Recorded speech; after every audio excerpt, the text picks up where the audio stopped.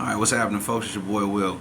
Alright, on today's episode of Life Lessons Through Entertainment, it's a special episode. In fact, I don't know if y'all can see it properly, but I have literally what is known as a Jade with Jasmine Dragon t-shirt. If you know, you know. So today, yes, I'm actually talking about one of my other favorite shows, which happens to be Avatar's The Last Airbender.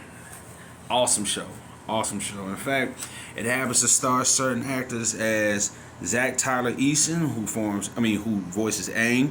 You have the awesome Dante Basco, who does Zuko. You have Mae Whitman, who does Katara.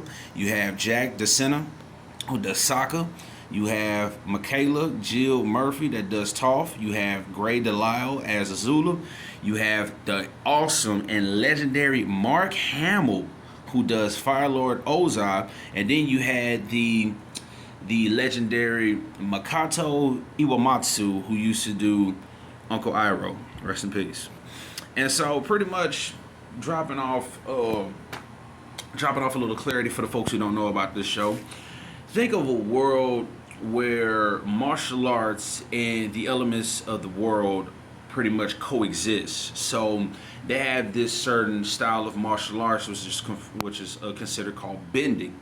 Pretty much you use the elements of air, water, fire, and earth, and you put them into martial arts techniques, technically from different styles that help pretty much either help, build the world, or, also use into self-defense. So in this world, we start off talking about the young man Aang, who at the time, in his time was known as an airbender. An airbender pretty much is like a group of monks who use the power of air, pretty much, for their daily lives and also, like I said, means of self-defense. And at the time, he was, as a kid at 12 years old, was appointed the title of Avatar. An Avatar pretty much is somebody who uses all the elements together pretty much to help save the world. Because at the time, what was happening was that in his time, the Fire Nation, because literally there's four nations. I forgot to break that down. You have the air nomads, you have the Water Tribe, you have the Earthbenders, of course, and then you have the Fire Nation. So pretty much Fire Nation, Earth Nation, Water Nation, Air Nation. So if you want to consider it like that. And at the time, like I said, the Fire Nation pretty much had motives to pretty much dominate the world through fire. So at that time, he was appointed the title of the Avatar, and at the time he didn't really feel that he was too much up for that challenge, because he was like, man, I'm just a kid, like at 12 years old, like what do I know about being an Avatar? What do I know about trying to save the world? So in that moment, unfortunately, while he was going through his training process, he kind of felt that things were starting to get a little heated, and even his friends were starting to kind of like look past him, almost kind of like look like make it seem like he was too good to play with them or hang around with them and everything. And so with all that pressure on his head, he pretty much took one of his little air bison and ran. And to be honest with you, if you watch this show, let's just say that the animals on there are pretty different, but some of them are pretty crazy. But they have this thing. He has his companion called Appa, which is literally a big furry air bison, which is literally like a big fluffy bison. So he literally goes off pretty much into this wild storm somehow, and trying to protect himself from the thunder and the winds and whatnot. He literally encases himself in like some big ball, I think, used in the Avatar state, which is supposed to be kind of like the Avatar state is supposed to be like almost like for the people who like to watch Dragon Ball Z, it's almost kind of like a Super Saiyan mode, pretty much, for the Avatar. The Avatar is like he uses all the elements pretty much to, like I said, to use his self-defense to help save the world or save a certain nation. Like I said, they use this certain form called the Avatar state, literally, and it's like almost like a Super Saiyan deal. It's like you overcharged, you're overpowered, and it's like you do some crazy, miraculous things, and also some dangerous things too sometimes if you don't know how to use it properly. So like I said, he encased himself in this big ball, and somehow he ended up in the ocean, where literally for 100 years he ended up frozen in time, literally. And during that time, Unfortunately, the Fire Nation pretty much handed out most of their plan by taking over most of the world. And so at the time, he ends up being found, and he ends up being found by these two folks from the Earth Tribe, which happens to be Katara and Sokka. And so they were just out and about, just trying to find food and whatnot, I think, for their tribe. And so, so they just happened to find him in this big ball, and they just happened to, release him. And so, still, first thing out of his mind, he was like, "Hey, do you want to go penguin sledding with me?" So it's like at the time, his mind was still of that of a kid, but still didn't understand until things started happening, and along their journey. That it's like, dude, you have an important job to do. Seriously, you've been gone for so long that it's like, dude, it's like your job is still here. It's like it never left. And along his path, they had met different people and whatnot. Like they had met Toph, who at the time was an earthbender, but I'm talking she was a master. But yet the girl was younger than Aang, and she was blind. But the girl was one of the baddest earthbenders in the world, which was crazy. And so, and then they even met her with a lady who Katara ended up teaching, who ended up taking some lessons from, where they ended up learning something called blood bending, where even though as a water bender, you can pretty much like bend water from any place. But who told you that she was able to bend water or bend liquid from blood? And it seemed like for these certain people, they can bend more powerfully at certain times of the year. Like for a water bender, you can bend stronger at a full moon. But as far as the firebenders, they bend stronger during a comet. And at that time, I think around the time of the show where they wanted to take down the Fire Lord, who was, like I said, voiced by Mark Hamill, they noticed that he at the time was, about to become this powerful being pretty much under this comet and try to literally just dominate the entire world and pretty much make the entire world Fire Nation. So they had to put a stop to that. So then along their journey too, it just got crazy and crazy. And then you had a situation where Zuko, voiced by Dante Basco, he was in a position to where his father, who was, Fire Lord Ozai, he at the time was banished, or I don't know if you want to say banished, but he was put on an important mission to retrieve the Avatar, I guess, so they can try to reign supremacy.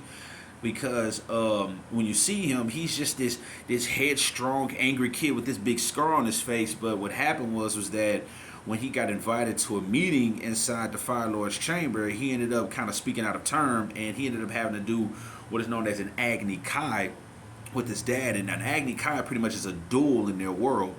And so at the time, he did an Agni Kai with his dad, and he got hurt and literally got burned across his face. So he tried to use that as his motivation to try to seek, I don't know if you want to see, I think it's redemption, pretty much for what had happened. So he goes off on this huge motivated journey just to capture the Avatar, and I guess to regain his honor. But then he realizes that along this journey that it's like he really needs to find himself more, honestly, because it's like it seemed like all of this evil was being done and whatnot, and it's like he didn't feel good about it. Because then at that point, once he started noticing things were starting to change, because he had his uncle with him, his uncle Iroh, which I said was voiced by Makoto Iwamatsu.